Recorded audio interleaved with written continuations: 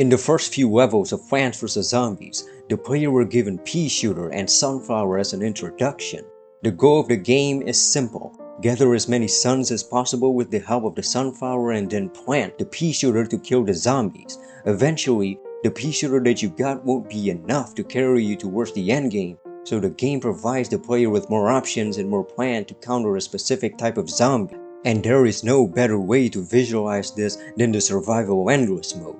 This is the true final test of the player's mastery, knowledge, and planning capability encapsulated in a single level. I'm willing to bet that most players that play this game use the common strategy where they use the classic sunflower at the back, shooters in the middle, walnut at the front line, and some other gimmicky plans to counter the special zombies. The key of surviving this mode is to utilize the plants so they can have multiple purposes. Just to give an example, to counter the digger zombies, the game gave you the split pea, the starfruit, and the magnet shroom to counter it.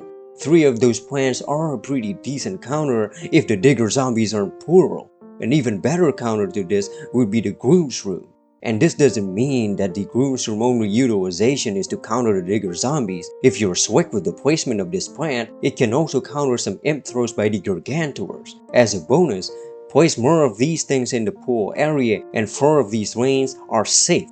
But I'm getting ahead of myself. How about the sunflowers? Well, here's the neat part. You don't plant them. These plants are an annoyance later on, so gather as much money at the start to remove them later. That's why at the earlier part of the survival endless, it would be wise to stall the zombies. The early plant for offense is the cattail. This thing will attack the nearest zombies on the lawn. Eventually, the cattail will be replaced by the main offensive strategy, which is the cop cannon with the help of the winter melon, the gloom shroom, and the ice shroom. I'll explain the importance of the ice room later. The zombies in this mode will come in multiple waves. The cop cannon and the winter melon are the key part of the strategy because of their splash damage. The winter melon actually deals a lot of damage, but their main purpose is to slow down a group of zombies while the cop cannon pulverizes them instantly. Learn the timing for the cop cannon and they'll be ready to drop the bombardment at any given moment.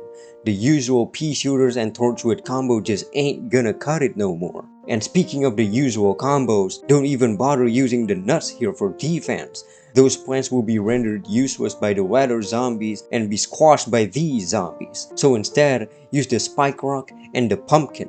The newest addition of the survival endless is this Giga Gargantua that can tank 4 explosions. The spike rock here is an excellent plant for stalling them because it can withstand multiple Gargantua and car attacks. This survival endless strategy that I used here is one of the most common strategy to play with. The only flaw of this strategy is that it is not automated and requires the use of the ice room at the final flag of each round to prevent any zombies to spawn in the middle of the pool. Another flaw of this strategy is that there's actually no direct counter to balloon zombie unless you brought the blower plant. So if I'm not paying attention, the balloon zombie may slip in if it's not pulverized by the cop cannon bombardment. The best part of it is that this is not the only strategy that you can do to survive for a very long period of time. There are some people that manage to survive without utilizing cop cannons and also those who survive by utilizing a lot of cop cannons.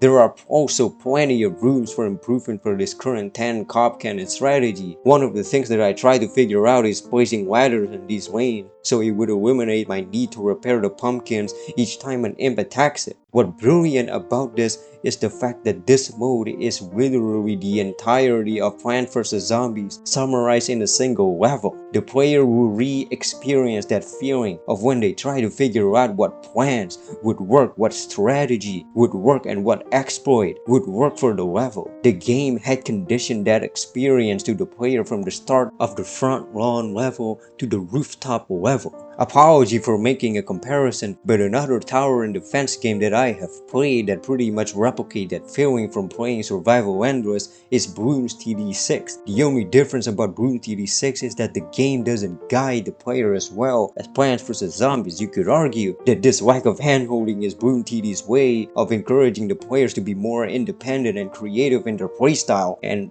Personally, I actually prefer this approach to player conditioning, but I can't help but appreciate Plants vs. Zombies' more hand-holding approach because it is really good. While the best moment of the main game of Plants vs. Zombies is when you finally receive that reward for beating a level, the best moment for the endless mode is that moment of realization when you realize that backyard becomes an impenetrable defense that can take on any flags.